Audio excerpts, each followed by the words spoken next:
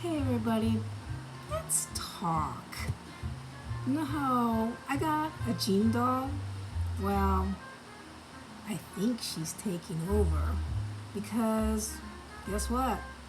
All the Barbies got moved around. So, yep, she took center stage. My queens are on a Dollar Tree shelf that I put together.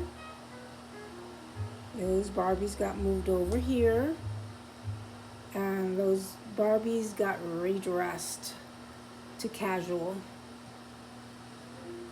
And they got some dolls moved around here. And all the reproduction ones are over there. Yep. She took over. I don't think I'm gonna buy another one. Nah, I don't think so. But I did order a Francie from Mattel.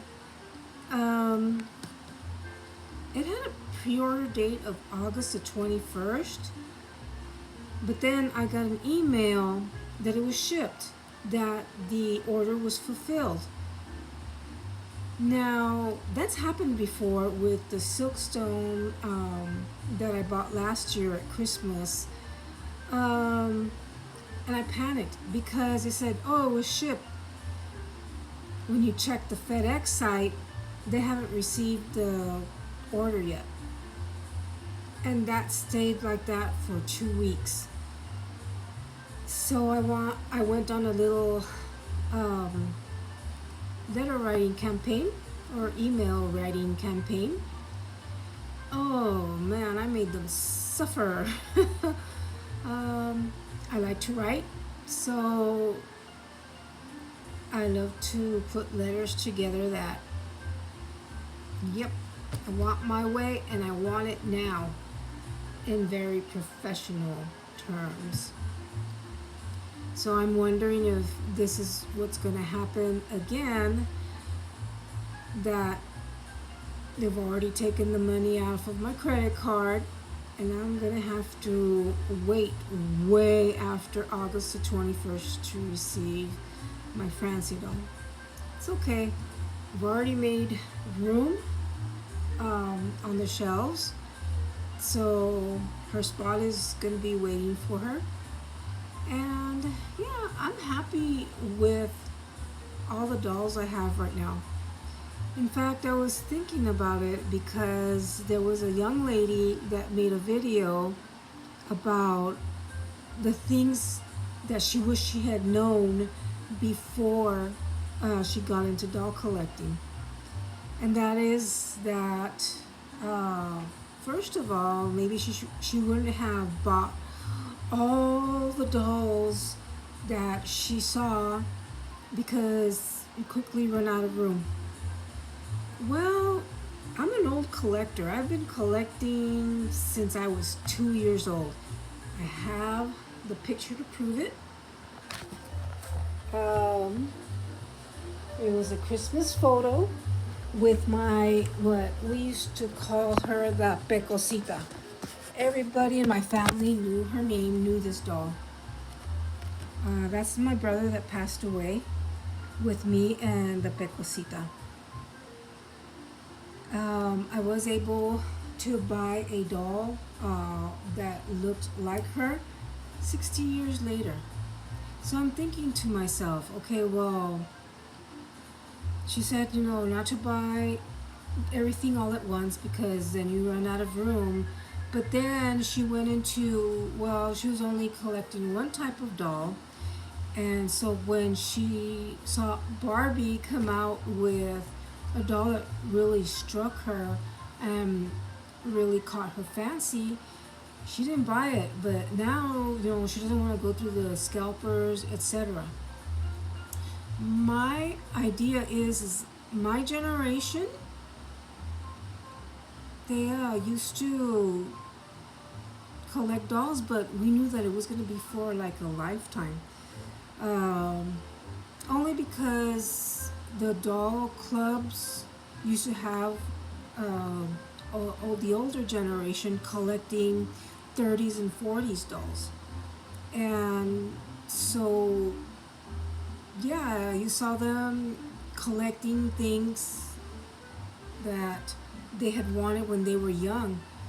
And I keep thinking, well, do the young collectors today only want to collect for a few years or while it's trendy?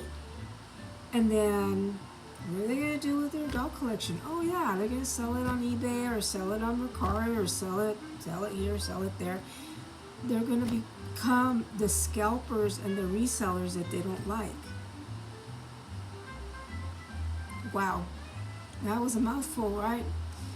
So that's why I go quietly collecting through different sources, through thrift stores, antique stores, eBay, off the company websites, and I curate my collection. That is just like your clothes.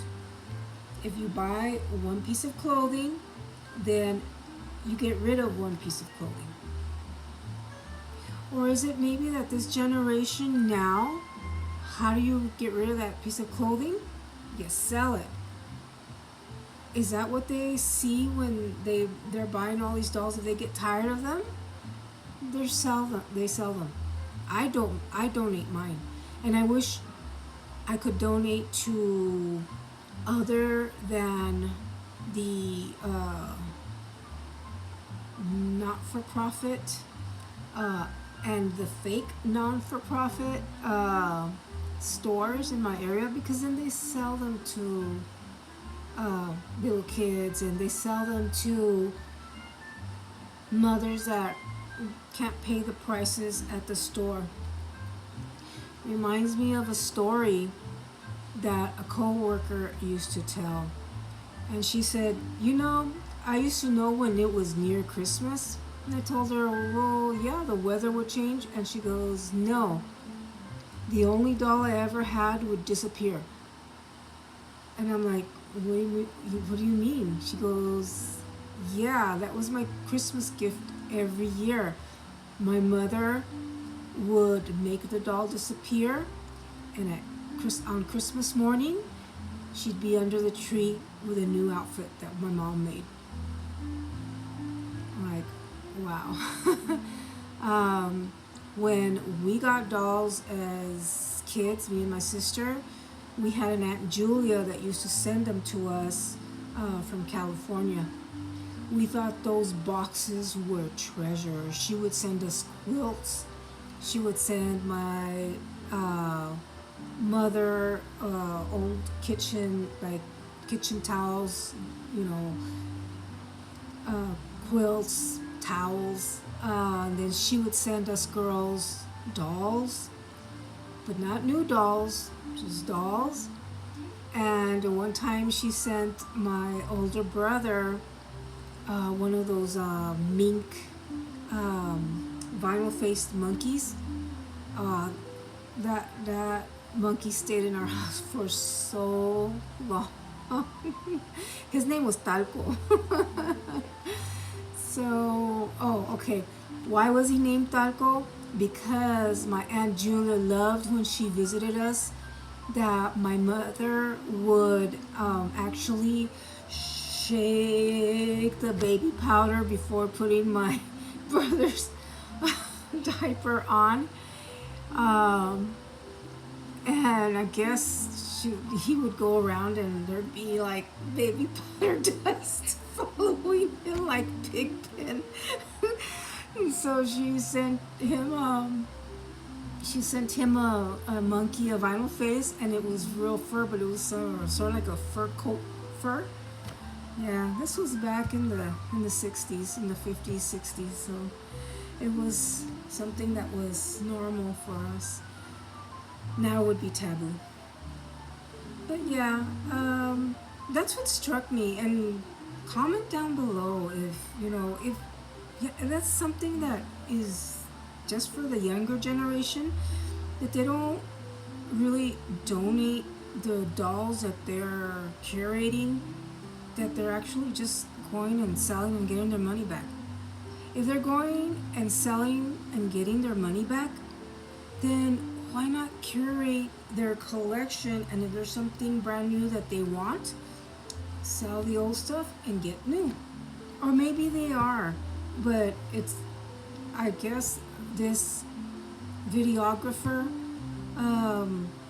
made it sound like, oh, I didn't want to get rid of any of my dolls, and I saw this doll that I really liked and I didn't get her, but now I'm gonna have to pay a scalper way more than what I would have paid for her if I had just bought the doll.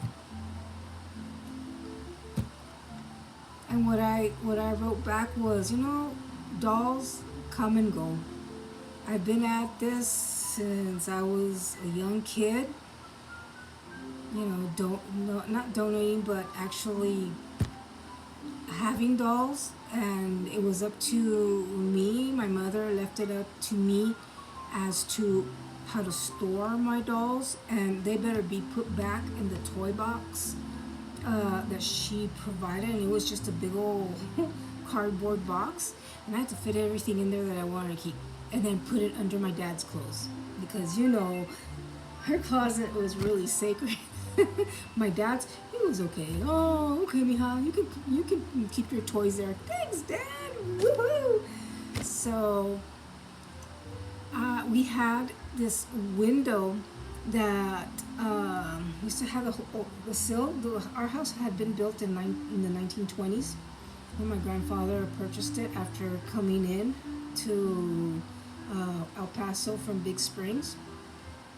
So they had the mesh already tacked onto the window, and it had a big sill. So I would line my dolls up from the biggest, which would be the daddy, even though it was a baby doll, and then go down the line. And I had dolls of every size and color.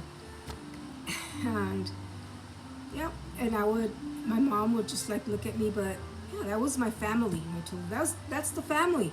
See, that's the daddy, and I would point to the baby doll, and then it would go down the line until they had these little dolls that were the quintuplets. And yeah, I think the 5 of them, because they came in a little basket, and so I would take them out of the little basket and then put them on the window, and I would sit there and just look at them. That was my family. And now all my dolls, I like to call them my plastic army. When the zombies come, I'm gonna throw Barbies at them. One after the other. Get away, get away. Ooh. It won't help, but plastic army. Well, I guess that's the end of this talk. Man, I went on so many memories and rants. So I hope you stuck with me till the end. And I'm hoping to do this every Friday with some nice jazz music in the back. And we can talk about videos that we've seen on YouTube that really we don't understand, because they might be another generation of human beings that are being raised differently from what my generation of human beings was raised with. And so for now, have a great weekend collecting, curating, redressing, planning doll scenes, crafting, crocheting, knitting, whatever strikes your fancy. So until next time, we'll see you, and have a great weekend.